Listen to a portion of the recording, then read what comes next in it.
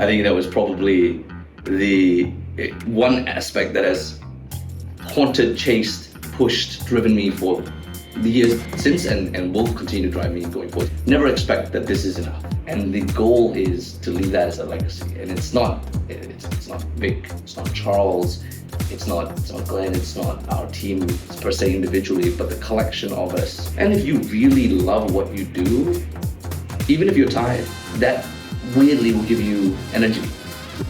Hey everyone, and welcome to The Essence of Investing, where we explore the stories, strategies, wit, and wisdom of investors from across the Asia region and beyond. I'm your host, Jonathan Reckman. My guest today is the one and only Charles Wong, partner at TNB Aura, an early-stage venture fund in Southeast Asia. In this episode, Charles shares the story of the uncommon chemistry that catalyzes his fund, their unique strategies for tracking market trends and pursuing outbound deals, and some wise words from his grandfather that continue to motivate and inspire him to this day. Charles was kind enough to host me at the TNB Aura offices in Singapore to record this conversation. Please listen, like, share, give feedback, and most of all, enjoy. The Essence of Investing is powered by Next Level Communication and by the world of allocators. Next Level Communication helps investors and multinational executives in Asia tell their stories to their most important global stakeholders. Get in touch at reachnextlevel.net to learn more about cross-border IR, strategic communication, and presentation training services. The world of allocators encourages long-term thinking and the adoption of the endowment approach among asset managers in China. Get in touch to join our community of domestic and overseas practitioners to share and learn. Charles, thank you for hosting me in the office. This is a super cool office. There's like these LED psychedelic trippy things going on, and it's really spacious and beautiful. And we've got a beautiful place. Thank you for hosting. I appreciate it, John. So maybe just to kind of give you a bit of an explanation to the psychedelic thematics that go through it. Definitely not anything to do with any opioids or LSD sort of things. That's not part of the strategy. Not at all. Not at all. It comes actually from this idea, this concept. Two that came together actually over time, and maybe this helps us segue into a bit of the journey, right?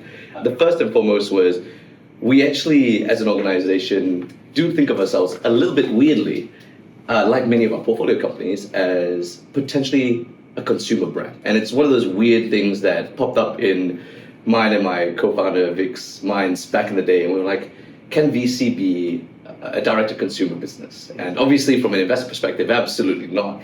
But from a presence, a catalyzing element, I think that became quite interesting to us. Now, we don't just, of course, do direct-to-consumer, nor consumer only. We do a lot of derivatives of consumer, B2B, enterprise, and even some deep tech as well. But one of the big thematics for Southeast Asia, as I'm sure we'll get into, is the upswelling of, and it's in our name, the next billion. So the next billion, not in dollars, nothing like that. In fact, it was much more looking at the next billion consumers coming up in the world. Where would this young, up-and-coming, middle-class, getting more affluent group of people come about? And we saw it here. So that's the first part. Then the second part, which sort of blends it together to why it's a little bit chemical reaction level, is back in the day we were trying to, I guess, find ourselves a little bit philosophically. Like, where do we sit in the market? There are a lot of great firms out there, outstanding entrepreneurs. How do we claim our piece of the turf, right? Well, what are we known for? And we had a great an exercise that we did with a very strong group here that did branding for many of the largest brands. And thankfully, we actually managed to do it on a bit of a shoestring. But the work came back, and this one phrase really resonated with us, and it was uncommon chemistry. And so you'll see that sort of percolating in the background of our documents, our research, our theses, our branding, livery, and so forth. And it came to this concept that the relationships that we have with the external but also internal world, so externals being our LPs, our potential investee companies, our portfolio companies themselves, and of course the team dynamics, it's different, it's much deeper, it's relational.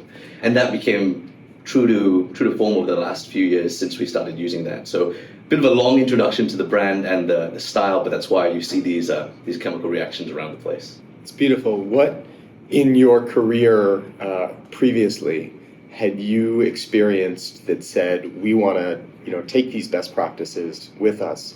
And where did you say, this is where we want to diverge and be uncommon, where we want to differentiate and find a new path forward? Great question. So firstly, it's definitely not my story. Individually, this is a culmination of mine, Vic, my co-founder, and actually a number of other individuals who, over the years, have influenced how we've grown and how the organization has developed. So let me just maybe start with my quote-unquote sort of origin story. So how did I come to be where I am today? And I'll try and keep it relatively brief because a lot of that is now online and available. So I think early years, and if you've met me,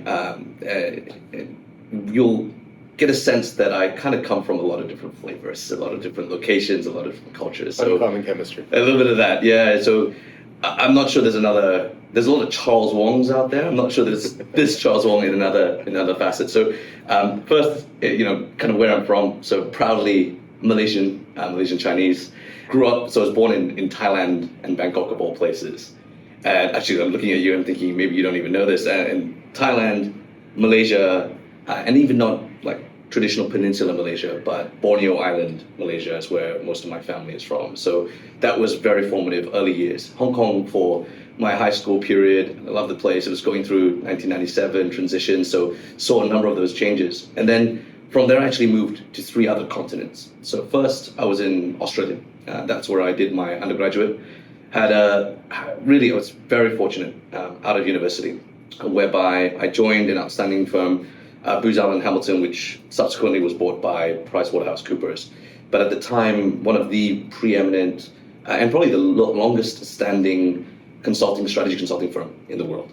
Within that business, in addition to a really deep and broad set of capabilities and clients that they worked with, I really liked private equity from the very get-go. And being young and very naive at the time, if I remember correctly, I didn't really know what the limitation of that was. And so started to sell work into the largest bulge bracket firms doing buyouts.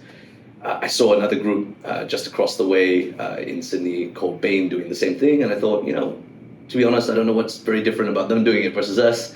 Why don't we try our hand in it? So grew up that business to quite a substantial P&L. Quite a number of people which we graduated, recruited from graduate schools and the like. Grew up as quite a successful business. And then from there, the idea of following in similar footsteps to the Bain Capital Group, Booz Capital was formed. So I cut my teeth in private equity with a number of, again, like I mentioned, I was very serendipitous and a lot of really helpful partners who brought me on that journey with this. So launched Booz Capital with a few partners around the world, was able to travel all the way through to LATAM, Africa, largely the Southern Hemisphere, where many of these bulge bracket buyout firms just didn't have as much of a presence, so helping them out.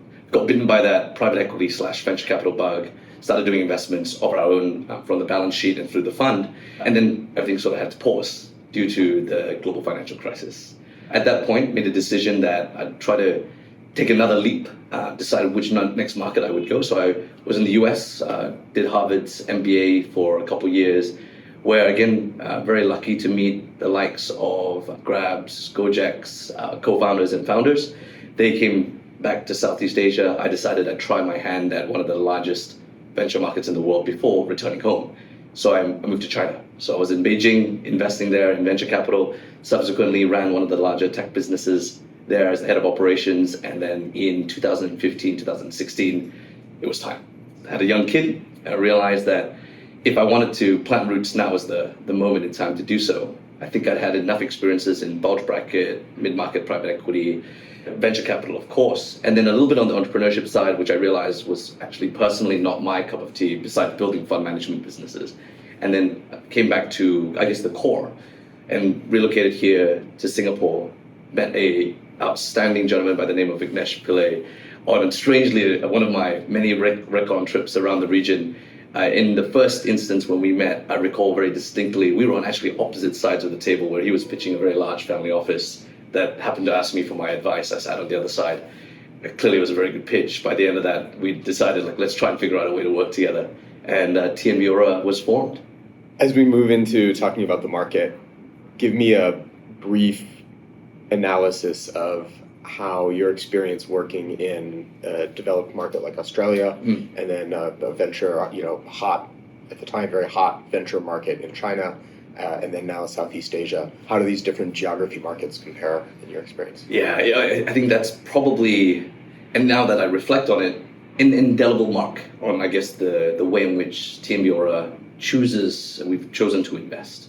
So I guess let me start with, given that I've lived in so many different continents and countries and invested in many of these, it was inevitable that I started to see patterns, inflection points almost, whereby you could see things starting to play out in a way, nothing like a crystal ball where you can exactly see the way forward, but directionally where a market may go.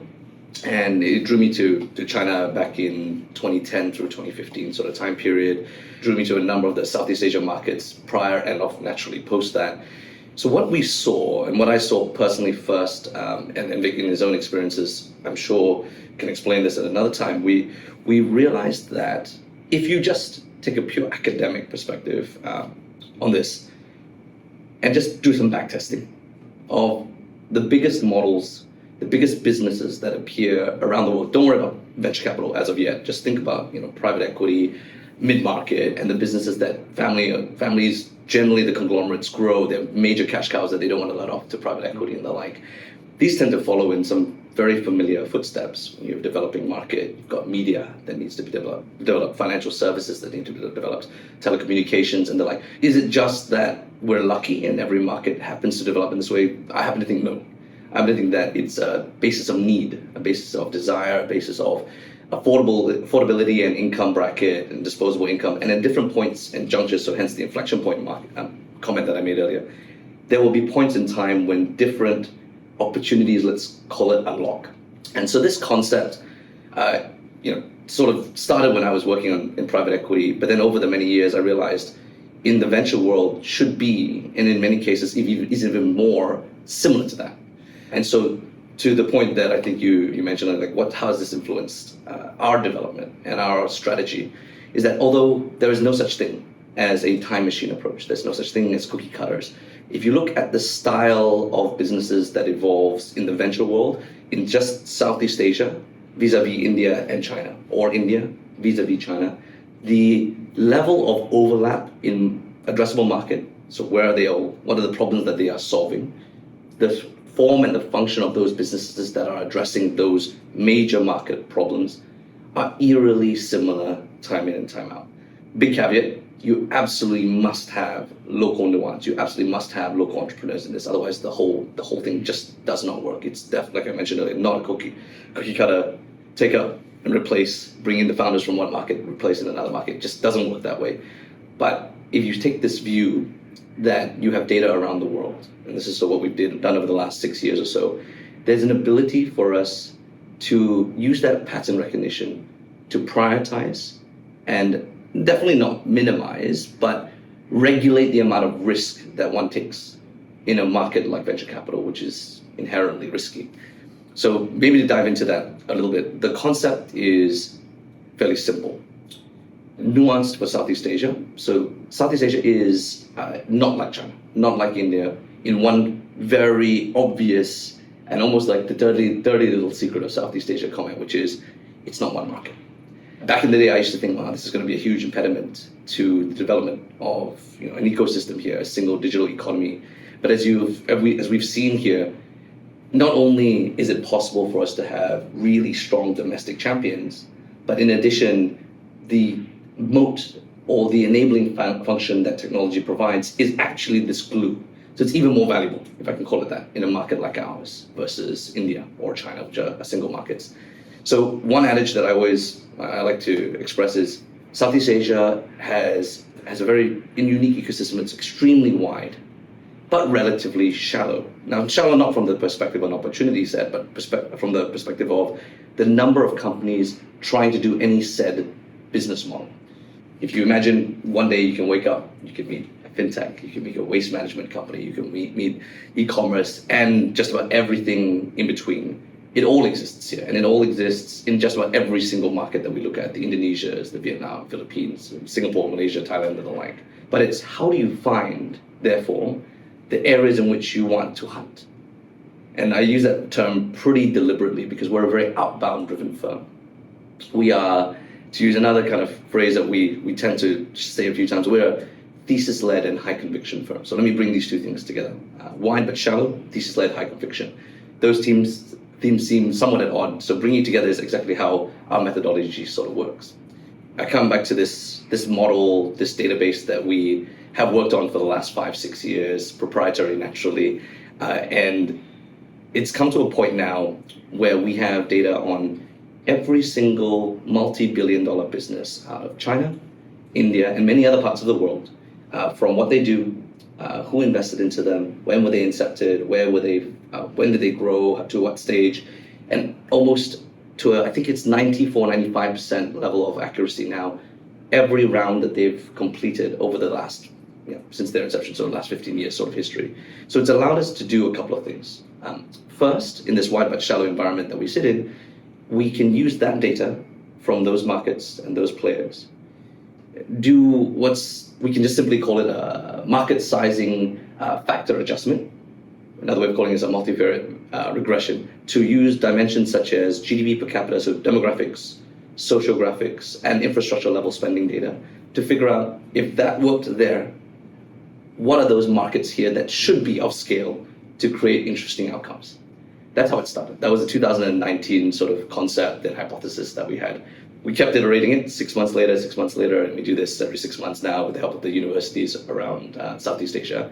And we're now at a point whereby that data set, we can see real clear thematic kind of approaches. So there's a very interesting graph, and there's a whole set of these, but a graph that we throw up, which is the first wave of innovation generally is e-commerce. The second one happens to be financial technology, fintech. Third, then logistics and transportation. Fourth is media or entertainment, and so on and so forth. And if you look at the developing markets around the world, this progression is fairly consistent throughout. Not so much investable at that point, just really interesting for conversations such as this. But imagine I had the ability to double click on each of those lines, or each of those trend lines. And I can actually then go into not the businesses, not the industry, but the sectors. So let me use that as the example. The first wave in e-commerce, so that first line that I mentioned, is your B2C e-commerce. That is marketplaces, your Shopees, Lazadas, Amazons, and the like. People generally know this. But an interesting fact is, let's imagine you had the index, and it had an index on private market companies across China, India, and the like. Any one of those indexes you could invest. Now, we don't have that in private markets, but imagine you did. If you invested in the last 6 years into that particular index for B2C marketplaces in China, the maximum uplift on valuation you get or on that index would be about 20 to 30% over the 6-year period. Not in IRR, but that's over the period. It's nowhere near equity type returns. So timing is important. And I'll just give you the counterfactual, which is the next one, which is social e-commerce. Essentially, after tier 1 cities get dominated, used to using e-commerce, how do you reach tier 2, tier 3 rural areas? We just call that access as a play, right? In that particular index, if you happen to invest into that index, into the China market, again, in that same period, you would have made, and it's just the index, a 3x uplift. That doesn't include, obviously, Pinduoduo's multi-100x kind of uplift in that sort of period. So you get a sense, you need both. You need the ability to identify large total addressable markets. You need an ability to identify thematic timings. And then very, very importantly to us, once you identify where you want to dig, you need the ability to find out what is local, what is inherently different about our Indonesian, our Vietnam, our Philippines, and our Southeast Asia markets as a whole to make it applicable to finding out where we invest. So that third piece is the leap that we made in later years, whereby we started to introduce this concept, which we call sprints.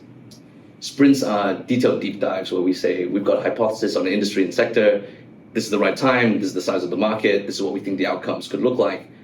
Is it going to work here? And that is, obviously, over the number of years that we've done this now, a little bit of an art form where we try to make sure we get deep enough. We'll never be the only subject matter or the key subject matter on this, but we need to be enough information to be dangerous about it so that we know what the market's trying to do. We know what are the key impediments in each of the markets, which are typically pretty binary, regulatory-wise, logistics for e-commerce as an example. What stops things from happening here?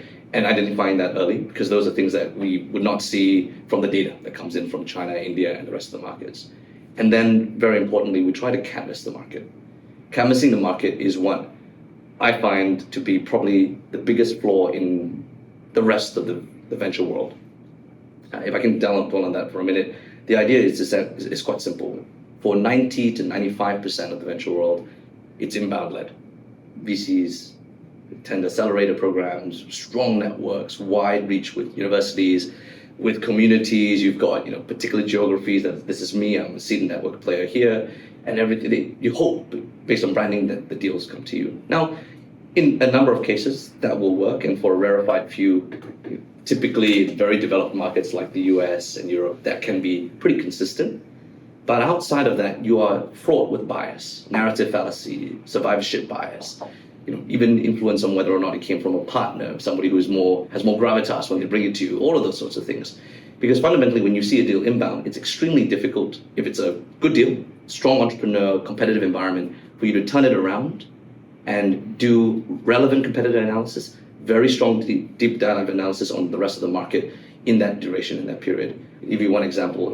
For example, the earned wage access market of Southeast Asia, there are at least 17 players. Very few of those will ever once in a while come up for air. And so when that comes up for air, do you believe that we're going to be able to see all other 16 at the same point in time? It's scarcely sort of believable, right? Whereas if you run it the way that we do, which is very outbound, we can actually meet everyone, and not meet everyone with the expectation that we will invest, but meet everyone with the expectation that we will learn just enough to know who are the leaders, what are the kind of key decision points that we need to consider when we're looking for the one of which we want to invest into. And then when we make our bet, or make our investment, it is the horse that we think has the best chance, if not is already the number one in the market. So that's our process. We consistently do it. We invest into Series A rounds or pre-A rounds typically as our core investment entry point. We do a lot of re-ups. We do a lot of follow-on investing because we have conviction in thematic. And what we find is that approach as a flywheel works really well for us because we sort of sit at that wedge point between very deep and a wide seed economy here. But the quality that comes up to Series A is sort of where you really need to put your thinking cap on and figure out where you want to hunt before you do that. Charles, what have you learned from this whole process that can apply outside of venture capital? This idea of whether it's canvassing the market of thesis-driven high conviction. What can we learn about life from your practice, and where does investment intelligence meet wisdom?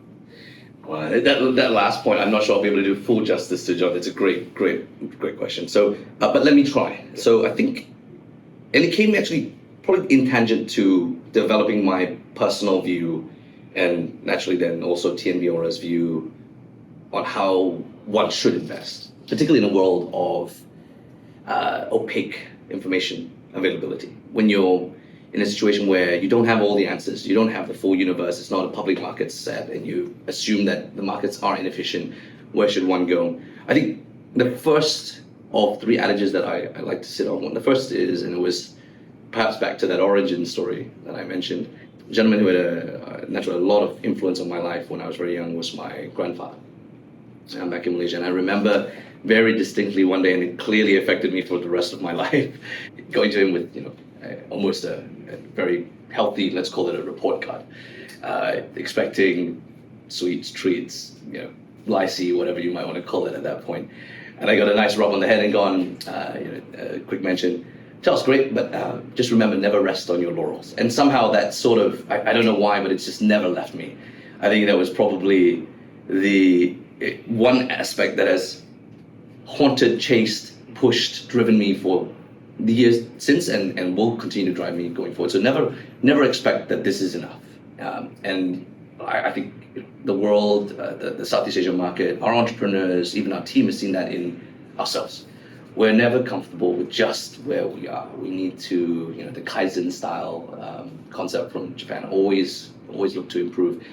The beauty of it, I think, that has emerged over the subsequent number of years where I've started to use it, and we've started to use it as an organization in terms of our investing approach, is we don't expect this top-down thesis-led approach to always remain exactly as it is. In fact, if you talked to us 3-4 years ago, it was a rougher around the edges, a bit more of a raw approach to this. And then we've honed it couple of times since then. We've continued to iterate on the model. And as we've done so, naturally we've got better at what we do. But because there is a flywheel here, and the flywheel very simply is the more times we run this process, the better we get at both running it and the insights that come from it, which makes us more known for it, which attracts better and quality investors and investees, and then rinse and repeat sort of cycle. That's sort of like led me to this second component, which is first is continuous improvement, Kaizen, don't rest on your laurels. Number two is always build the flywheel. It's perhaps easier to say, or for sure easier said than done. And it's taken us some years to get to the point where, yes, we have a philosophy that we think is working. The numbers, the metrics, the returns are starting to show that it is from the first vintage, our second vintage, and the like. But you've also got to be able to build the process, and then the team that builds the process, and then the culture builds the team that builds the process in a flywheel way as well, as opposed to just having a single dimensional flywheel, the flywheel of the organization that does it. Vic's an engineer. We actually have several engineers in business. I'm a process engineer, if I can call it that, although probably they wouldn't like that too much. And so we know we're building something here. And the goal is to leave that as a legacy. And it's not Vic, it's not Charles, it's not Glenn, it's not our team per se individually, but the collection of us that gets me so excited, because that gives us the ability to know that in even 3-4 years, we'll be doing this at an order of magnitude better than we're already doing it today. And that should accelerate if we're doing it right. Probably the third, and this kind of quote unquote wisdom, intelligence from investing, where investing meets life. Perhaps the easiest one, but also the most difficult, is you've just got to love it. You really have to love it. I can see that you love what you do, John. When I go around, you can clearly see who loves what they're doing and who's just digging into their well every day to try and figure out how you get that energy to do another set of meetings. If you don't believe it, and well, completely different, because I think drinking the Kool-Aid, by the way, that sort of adage from the US, is a very short-termistic thing. I think it's got to be ingrained in the organization, the individuals. And if you really love what you do, even if you're tired, even if you've had a stretch of soul-sapping roadshow type meetings at any point, if you really enjoy it, that weirdly will give you energy for the next time that you're doing it. You'll learn from it, and you won't be in the format of like an academic exercise. It'll just keep building in that mind as a bit of a wave, and then when it crashes over you, you get better at doing this each time. So that love for what you do, I mean, clearly I do, is something which I hope every single member of our ecosystem, our community, and our team have, because it'll just make everything so much more enjoyable when we work amongst this lovely ecosystem that we have in Southeast Asia. It is really clear that you love what you do. It's beautiful. There's the audience can't feel it probably as viscerally as I can, but Charles glows with a passion for what he talks about. And I think I wanted to double click on the first, don't rest on your laurels bit, and the sense of never being enough. I think there's a lot of people in finance who feel it's never enough. And a lot of them maybe even are passionate about, they're very driven, but they're not happy. And that not enoughness and never enoughness contributes, or is maybe the main contributor to that lack of fulfillment. How do you be fulfilled and be unfilled? Be never filled. Yeah, absolutely. It might be because when I define it as not resting on your laurels, I haven't shared, I guess, the North Star that we think, that I think personally for myself that I want to continue to fulfill. If I think that North Star is financial motivation, purely in its simplistic sense of hitting the $1 billion both AUM, self-worth mark and whatnot, I think that becomes very challenging. I've had the luxury, but also a little bit of the unfortunate sense of having many of my friends achieve that quite early in their careers, my very close peers.